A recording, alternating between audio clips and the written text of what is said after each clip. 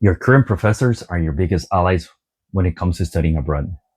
And why? Because they're the ones that make sure that you get a really solid recommendation letter to that university or scholarship committee. Recommendations letter are a must-have document if you want to pursue your dream of being able to study abroad and expand your resume. And in this video, I'll be sharing with you how to actually get a good recommendation letter. What are some of the tricks that did it for me so that I was able to get one of these and be able to get a full scholarship. Just to remind you, I am Fabian, a Central American who's currently studying in France and pursuing his dream of studying abroad. I provide information like this on the internet, just sharing out my story. So if you haven't subscribed, please make sure that you hit that ring button. And so without further ado, I would like to provide you the first tip that did it for me is for you to ask these letters in person. It is important that you build rapport with the professors. And for that, the best thing that you can do is, message them to exclusively ask them for some 15 to 20 minutes and explain them what is it that you need. Or you can also go to the university or high school that you usually go to, the institute being, it's most likely that they're giving classes there.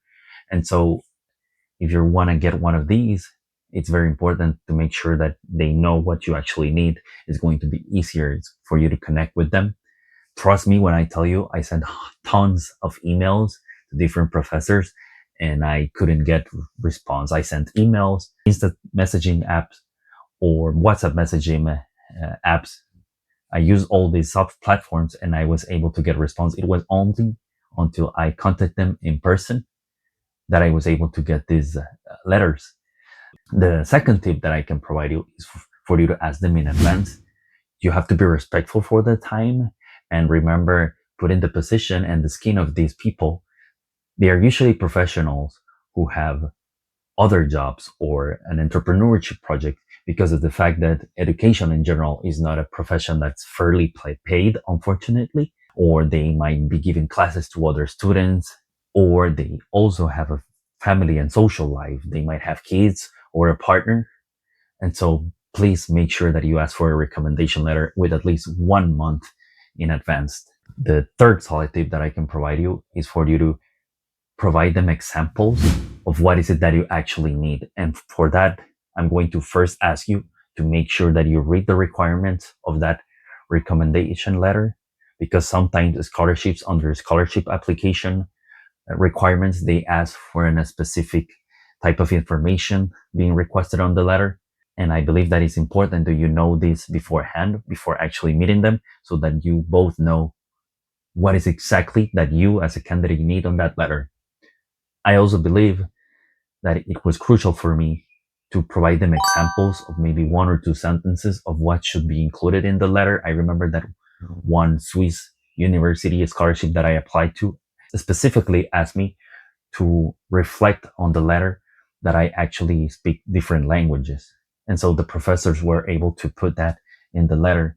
Ideally, your recommendation letter should include your last name, your national ID number, the reasons in the body paragraph of why you actually should be recommended by that person, and a conclusion paragraph of that assures the selection committee that that professor is recommending you and that you're going to be a good student and that you have a good attitude and that you'll be contributing to that community. So that way it'll show to that university or scholarship committee that that letter is actually specific and not generic. And the fifth and last tip is for you to let them know the outcome, send them a message and also a thank you note. Ideally, you can send them a small gift like a cup of coffee or some bakery, a dessert or a chocolate. Trust me, it's going to first make them feel useful. We always, human beings, love to have the idea that we were able to help someone else and that it was useful for us, but you'll also be encouraging professors and to keep helping other students to keep writing recommendation letters. I think it's important that us as a community of international students and people looking to apply for scholarships build a community that supports ourselves, that we are able to help each other and that we're out there. One last final note, some professors, and I will warn you, will ask you to write the recommendation letter yourself, or It might happen that they don't know English or the target language of that program. They might only know their mother tongue, and they'll ask you to translate it from one language to the other one. So be prepared to either write your own recommendation letter or to translate it from one language to the other one. And because of that, I believe that it is important that you consider having personalized coaching.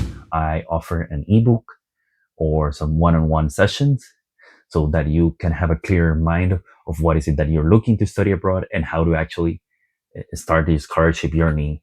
So please like, subscribe, and based on YouTube's algorithm, they believe that this video that you're looking there on the screen is a right fit for you and that you should be looking at that one.